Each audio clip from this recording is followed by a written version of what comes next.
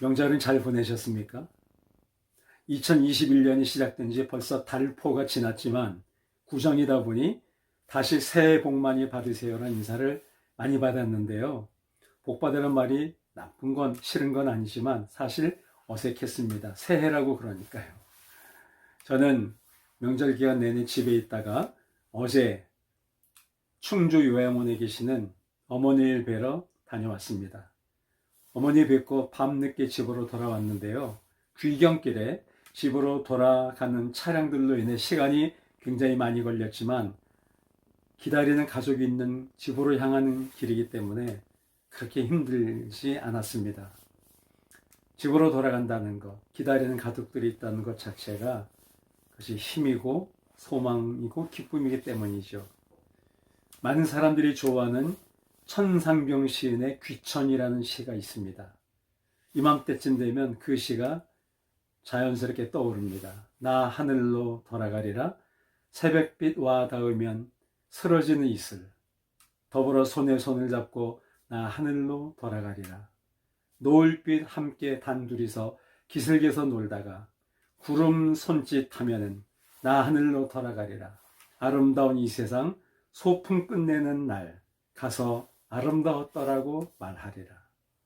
그는 기독교인이었기 때문에 이렇게 자기가 돌아가게 될 하나님의 나라에 대한 소망을 참으로 맑고 깨끗하게 그려낸 것 같습니다. 아름다운 시죠? 돌아갈 곳이 있는 사람들은 두려워하거나 조급해하지 않습니다. 시간은 좀 걸릴지라도 중간중간에 과정이 힘든 부분이 있을지라도 돌아가 영원히 안식할 곳이 있기 때문인 것이죠.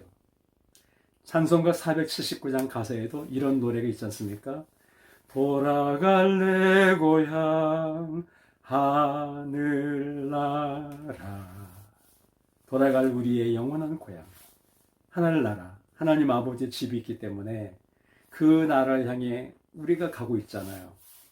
가는 길에 때로 순탄치 않고 힘들 때도 있지만 우리가 돌아갈 곳이 분명히 정해져 있고 기다리는 영적인 믿음의 가족들이 있으니까 우리가 인내할 수 있고 기쁨으로 갈 수가 있는 것이죠.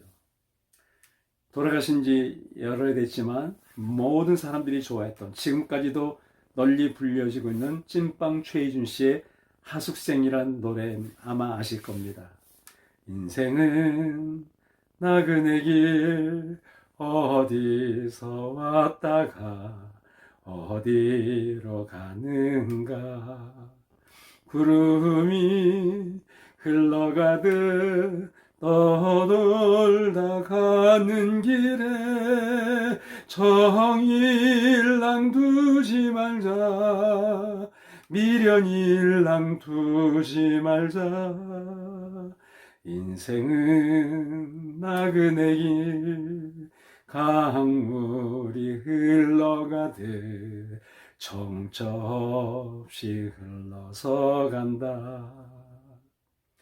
저는 목사지만 어디 가서 찬송가 외에 다른 노래 부를 게 있으면 이 노래를 즐겨 부릅니다. 하숙생이라는 노래는 그냥 단순한 유행가라기보다 굉장히 인생에 심오한 어떤 중요한 철학적 가치를 담고 있는 그런 노래이기 때문입니다. 인생이 무엇입니까? 어디서 왔다 어디로 가느냐. 구름이 흘러가듯 강물이 정처없이 흘러가듯 떠돌다 가는 길이 인생이 아니냐.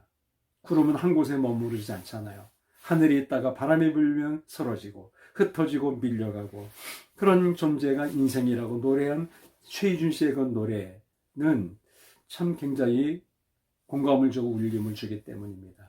인생이 나그네 길이죠.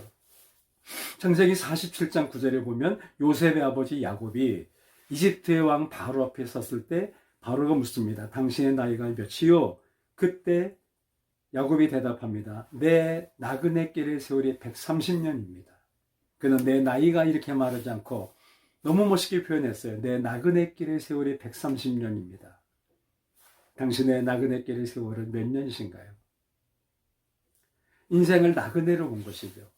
베드로 사도도 베드로전서 2장 11절에서 그 당시 여러 곳에 흩어져 있는 성도들에게 보낸 편지에서 말하기를 나그네와 행인 같은 너희를 권한다. 옛날 성경은 행인이라고 되어 있고 개역개정판은 거류민이라고 했지만 나그네와 행인 같은 너희를 권한다. 인생이 뭐냐? 너희들은 나그네다. 나그네 길을 가는 자들이다. 라고 말씀한 것이죠. 그래서 그리스도인들은 세상을 살면서 분명한 의식이 하나 있어야 되는데 바로 나그네 의식입니다. 나그네가 무엇입니까? 한 곳에 머무르지 않고 지나가는 객이란 뜻이죠. 우리는 지나가는 존재입니다. 이 세상에 영원히 뿌리를 받고 사는 사람들이 아니란 것이죠. 우리는 나그네들이에요. 거룩한 나그네, 믿음의 순례자들이죠. 이 세상은 지나가는 곳이에요. 어디로?